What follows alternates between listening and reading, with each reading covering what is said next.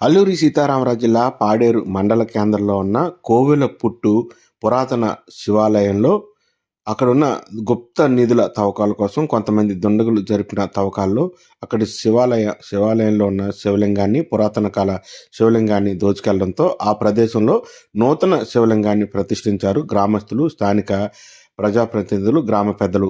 ఈ మేరకు శుక్రవారం ఉదయం 11 గంటల సమయంలో ప్రత్యేక శివలింగాన్ని వివిధ ప్రాంతాల నుండి తీసుకొచ్చి అక్కడ ప్రతిష్ఠించే కార్యక్రమాన్ని నిర్వహించారు.